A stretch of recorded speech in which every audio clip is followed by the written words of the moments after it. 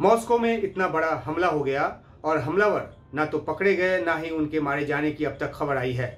इसको लेकर तमाम सवालात हैं कि आखिरकार मॉस्को जैसे शहर में किस तरीके से हमलावरों ने इस टारगेट को चुना। और जिस तरह से वीडियो में नजर आ रहा है कि पहले 3 हमलावर जो हैं, वो जो उस वीडियो में कैद हुए हैं, वो ताबड़तोड़ गोलियां चलाते हुए मॉल की तरफ जा रहे हैं, कॉन्सर्ट हॉल की तरफ जा रहे हैं। और उसके बाद हॉल के अंदर भी जाकर उन्होंने ताबड़तोड़ गोलियां चलाई, जहां हजारों लोग मौजूद थे। कुछ ने बचने की कोशिश की, कुछ ने आड़ लेने की कोशिश की, लेकिन गोलियों की जद में आकर 60-70 के आसपास लोगों की जो मौत है वो हो गई और 150 से ज़्यादा घायल हुए।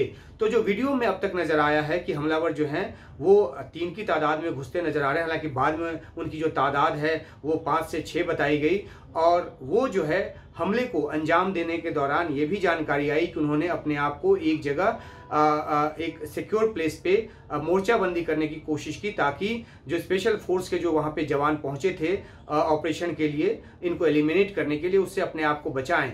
लेकिन एक हैरानी की बात है कि ऑपरेशन के लिए जो वहाँ पे जो फोर्स पहुंची, उसके बावजूद ये जो हमलावर हैं, चाहे उनकी तादाद 5 हो या 6 हो, वो वहाँ से भाग पाने में कामयाब हो गए। जो कुछ अपुष्ट चित्र आए हैं, जो दृश्य आए हैं, जिसमें एक वाइट जो कार है उसमें हमलावरों को भागते हुए या आते जाते हुए दिखाया गया है।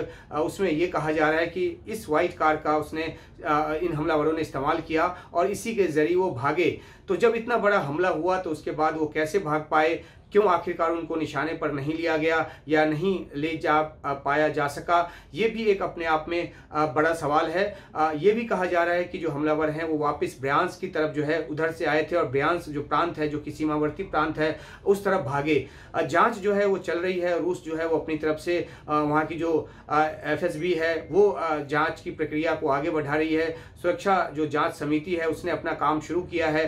नज़र इस बात पर है कि किस नतीजे पर यह जांच समिति पहुंचती है। इस बीच अमेरिका की तरफ से IS के इसमें शामिल होने की जो बात है वो सामने आई है। इस बात की इत्तला अमेरिका की तरफ से दी जाने की बात भी सामने आई है और IS ने आगे बढ़कर इसकी जिम्मेदारी लेने की बात भी की है।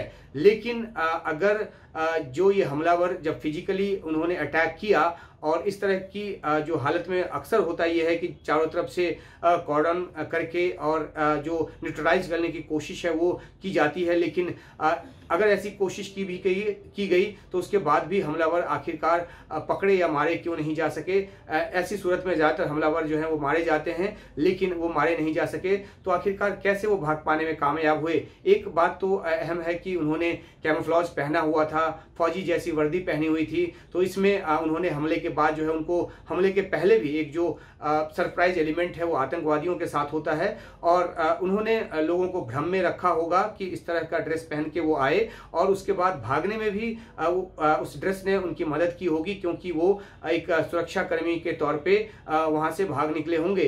तो कुछ ऐसे दृश्य आए हैं जिसमें वो फायरिंग करते नजर आ रहे हैं। कुछ ऐसे जो विजुअल्स आए हैं, कुछ ऐसे ग्रैब्स आए हैं। हालांकि उसकी आधिकारिक पुष्टि नहीं हुई कि वाकई में उन्हीं हमलावरों के ग्रैब्स हैं या ये उनके नहीं है, लेकिन जांच का ये विषय जरूर है। और इस पर तमाम सवाल हैं कि आखिरकार इतने बड़े हमले को अंजाम देकर ये आखिरकार भाग पाने में कामयाब कैसे हुए, अगर भाग गए हैं तो। और अगर हत्थे नहीं चढ़ते हैं तो और बड़ा सवाल, क्योंकि मॉस्को जो है वो एक बहुत ही सुरक्षित शहर है, और यहाँ से कोई अगर 200-300 किलोमीटर दूर भाग पाता है तो फिर वो चाक चौबंद सुरक्षा पर सवाल उठेगा कि चलिए, आपको हमले के पहले अंदेशा नहीं हुआ, लेकिन हमले के बाद भी उन हमलावरों को मार गिराने में या पकड़ पाने में रूस की जो सुरक्षा एजेंसियां हैं वो नाकाम क्यों साबित हुई अब तक। ये एक सोचने की बात है और इस पर तमाम सवालात हैं।